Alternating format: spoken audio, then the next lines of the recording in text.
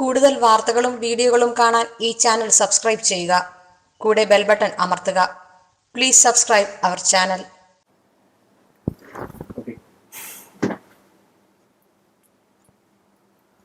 നമസ്കാരം. എല്ലാ മാന്യ പ്രേക്ഷകർക്കും ജ്യോതിഷ വിശ്വാസികൾക്കും എൻ്റെ എളിയ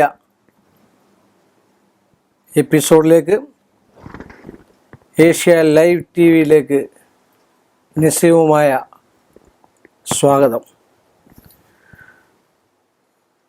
ഒരാൾ വിളിച്ചു ചോദിച്ചത്, സാറേ, 2 താലി ഇട്ടാൽ എന്തെങ്കിലും ദോഷമുണ്ടോ? 2 താലി ഇട്ടാൽ ദോഷമാണ്. വളരെയധികം ദോഷത്തെ ചെയ്യുന്നതാണ് 2 താലി ഇട്ടാൽ.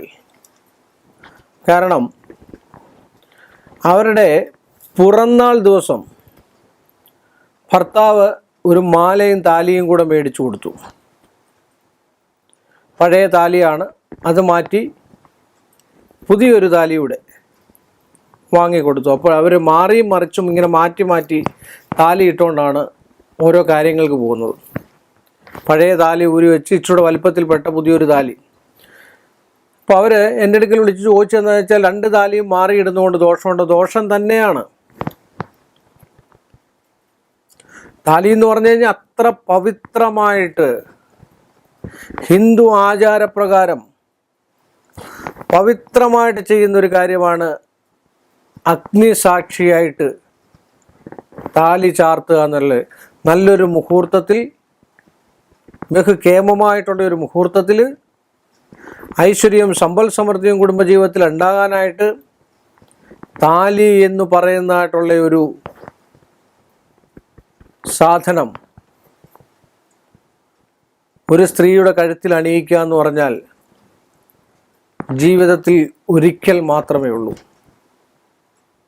അത് എന്തുകൊണ്ടാണ് താലി അണിയിക്കുന്നത് എന്ന് പറഞ്ഞാൽ,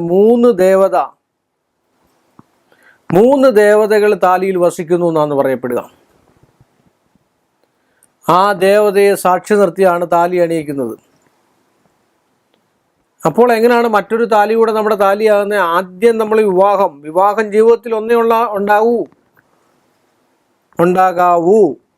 1ഉം 2ഉം ഒക്കെ വിവാഹം കഴിക്കുന്നവരുണ്ട്. ഒരു പുരുഷൻ കെട്ടിയ താലി അത് ഒരു കുഴപ്പവുമില്ലെങ്കിൽ, ഇപ്പോൾ നമ്മൾ കളഞ്ഞു പോവുക, നഷ്ടപ്പെട്ടു പോവുക, അല്ലെ താലി ഒടിഞ്ഞു പോവുക, അങ്ങനെയൊക്കെ ചെയ്ത് കഴിഞ്ഞാൽ നമുക്കൊരു പുതിയ താലി വാങ്ങി അത് ഉമാമഹേശ്വര ക്ഷേത്രത്തിലോ എല്ലാം കൊടുത്ത് പൂജിച്ച് ഉത്തമമായിട്ടുള്ളൊരു മുഹൂർത്തം നോക്കി കിട്ടുന്നതിൽ കുഴപ്പമില്ല. പക്ഷേ ഈ 2 താലി ഉപയോഗിക്കുക എന്ന് പറഞ്ഞാൽ അത്യന്തം ഗ്രഹപ്പിഴയാണ്. അങ്ങനൊന്നും ചെയ്യാൻ പാടില്ലെന്നാണ് പറയപ്പെടുന്നത്. അതൊരു ഷോയ്ക്ക് വേണ്ടി, ഷോ മീൻസ് എന്ന് പറഞ്ഞു കഴിഞ്ഞാൽ പഴയ താലി ചെറുതും പുതിയ താലി ഇപ്പോഴത്തെ വാഷനും മറ്റു കാര്യങ്ങളും ഒക്കെ അടങ്ങിയിരിക്കുന്നതായിട്ടുള്ള വിഷയമായിരിക്കും. താലി എന്നും താലി തന്നെയാണ്, ഒരു സംശയമില്ലാത്ത കാര്യമാണ്. നമ്മുടെ ആചാരപ്രകാരം ജീവിതകാലം മൊത്തം മരണം വരെ ഉപയോഗിക്കാവുന്നതായിട്ടുള്ള ഒരു അടയാളം, ഒരു സങ്കല്പം. നമ്മൾ ഒരാളുടെ ഭാര്യയായിരിക്കണം.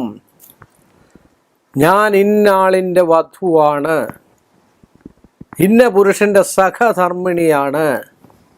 സഹധർമ്മിണി, ആ പുരുഷന് വേണ്ട ധർമ്മം ചെയ്തു കൊടുക്കുന്നതിനാണ് സഹധർമ്മിണി എന്ന് പറയുന്നത്, അല്ലേ? ആ പുരുഷന് ആവശ്യമായിട്ടുള്ള കർമ്മങ്ങൾ,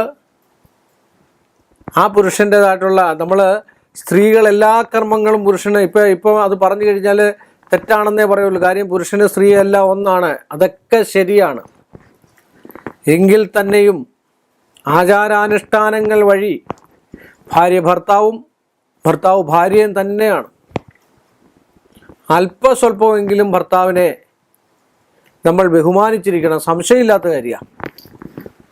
ഒരു മോശമായിട്ടുള്ള അഭിപ്രായം പറയുകയോ, മറ്റുള്ളവരുടെ മുമ്പിൽ വെച്ച് ഭർത്താവിനെ ചെറുതാക്കി കാണിക്കുകയോ, എത്ര വലിയ വലിപ്പമുള്ള ജോലിയുള്ള ആളാണെങ്കിലും, എത്ര രാജകീയ തുല്യമായിട്ട് ജീവിക്കുന്ന ആണെങ്കിലും ഭർത്തൃ ഭർത്താവിൻ്റെതായിട്ടുള്ള സുഖം അനുഭവിച്ചിട്ടുള്ള ആൾ അത് ഭർത്താവ് തന്നെയാണ്, സംശയമില്ലാത്ത കാര്യമാണ്.